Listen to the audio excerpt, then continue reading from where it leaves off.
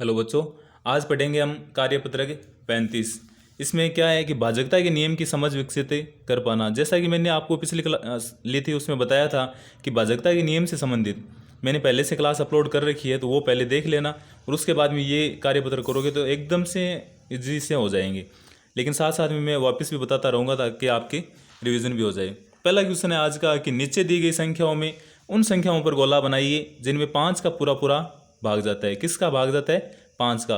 और जिस संख्या में 5 का पूरा पूरा भाग जाता है उसका इकाई अंक या तो 5 होगा या 0 होगा, या 5 होगा या 0। तो जिस संख्या का इकाई अंक 5 या 0 है उस पर क्या बनाना है अपने को? गोला। इस पर जाएगा, इसमें भी जाएगा। यहाँ देखो 5 नहीं है ना 0, यहाँ भी नहीं है, यहाँ भी नहीं है, यहाँ 5 आ गया, इस पर गोला बना दो। यहाँ भी आ गया तो इस पर भी बना दो। यहाँ 0 आ गया तो चलो ठीक है, यहीं पे बना दो। यहाँ भी नहीं है, यहाँ भी नहीं है, यहाँ 75, यहाँ भी नहीं है, यहाँ 95, ये 70, इस पर भी नहीं होगा, ये 55, 58, 77, 87, 90, यहाँ 0 आ गया देखो। और उसके बाद में किसी में भी नहीं है।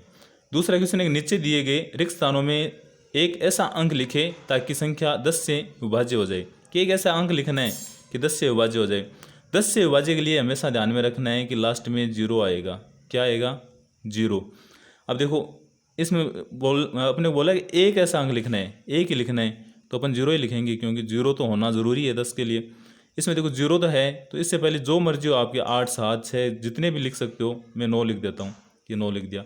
या चलो इस बार 6 लिख देता हूँ, या कुछ भी लिख सकते हो, 4 लिख दिया। इनमें लास्ट में 0 होगा, उसमें 10 का पूरा पूरा भाग जाएगा। तीसरा क्वेश्चन है, नीचे दी गई संख्याओं के गुणनखंड एवं गुणनखंडों की संख्या लिखिए। कि पहले तो गुणनखंड लिखने, उसके बाद में गुणनखंडों की संख्या। देखो दे भी रखा है कि 1 का गुणनखंड 1 ही होगा और संख्या कितनी हो गई? 1। 2 का 1 तो 1 हो गया, 1 2, तो ये संख्या 2। 3 का भी ऐसे 1 3, तो संख्या कितनी हो गई? 2। 4 का करेंगे तो 1 तो 1 का भाग जाए। गुणनखंड का मतलब ये है कि उस संख्या में किसका भाग जाता है, पूरा पूरा भाग किसका जाता है। तो 4 में 1 तो 1 का जाता है, 1 2 का जाता है और 1 4 खुद का जाता है। तो कितनी संख्या हो गई? 3। 5 के लिए 1 तो 1 हो गया, 1 5, तो यहाँ संख्या कितनी हो जाएगी? 2। उसके बाद में 6 में, तो 6 में 1 तो 1 का जाता है, 1 2 का जाता है, 1 3 का जाता है और 1 खुद 6 का, तो संख्या कितनी हो गई? 4। 7 में 1 और 1 सिर्फ 7 का, तो ये 2। 8 में 1 तो 1 का जा रहा है, उसके बाद में 2 का भी जाता है, 4 का भी जाता है और 8 का, तो कितनी संख्या हो गई? 4।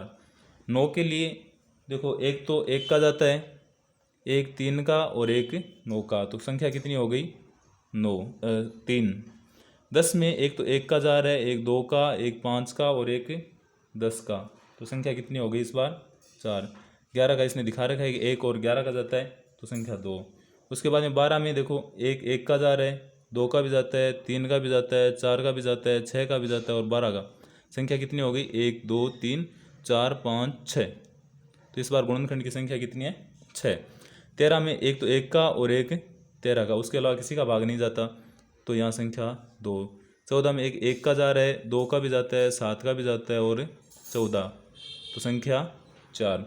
15 में देखो 1 1 का भाग जाता है, उसके बाद में 3 का जाता है, 5 का जाता है और 15 का, तो संख्या 4।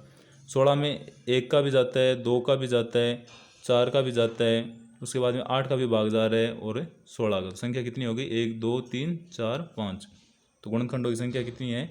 5। यह हो गया अपना तीसरा क्वेश्चन।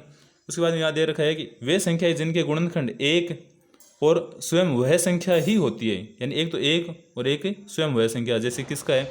1 तो 1 का है, सॉरी 1 तो खुद हो ही गया, उसके बाद में 2 का भी है, 3 का भी है, जहाँ ये है ना 5 का भी हो गया, उसके बाद में 7 का भी हो गया, उसके बाद में 11 का भी है, उसके बाद में 13 का भी है, तो ये संख्या क्या कहलाती है? अभाज्य संख्या।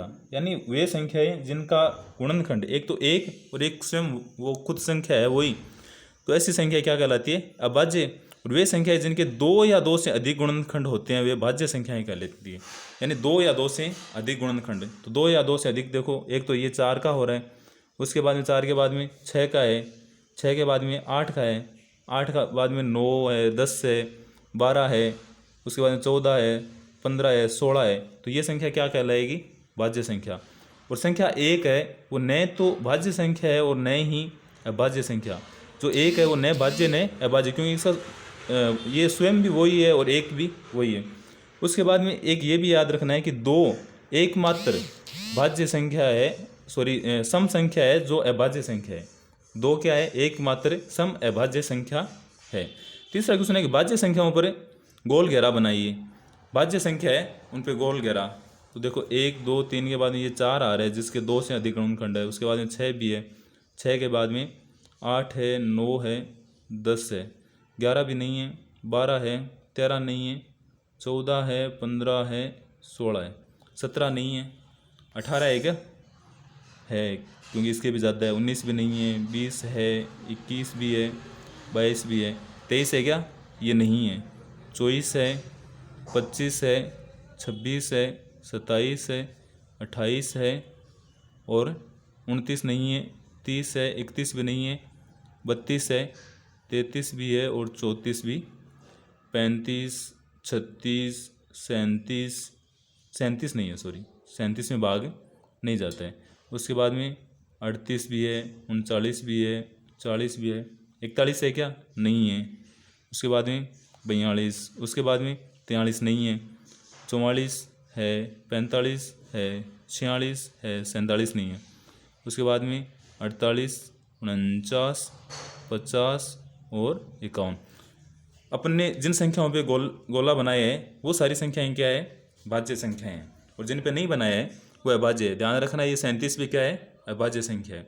चौथा क्वेश्चन है कि नीचे लिखी संख्याएं किस किस संख्या से भाज्य है, यानी इनके गुणनखंड लिखने।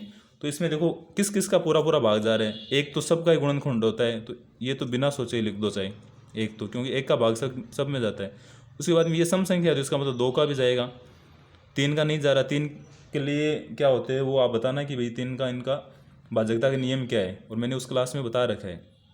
4 का भी नहीं जा रहा, 5 का जाता है, उसके बाद में 10 का। 16 के लिए क्या लिखेंगे? 1 2 3 का नहीं जाता है, 4 का जा रहा है, 5 का नहीं जा रहा, उसके बाद में 8 का ही जाता है और 8 के बाद में 16 का। 15 के लिए 1 3 5 और 1 15। 25 के लिए 1 5 और 25। ये हो गया अपना कार्यपत्रक 35। अगर आपको ये क्लास अच्छी लगी है तो लाइक भी करनी है और शेयर और सब्सक्राइब। धन्यवाद।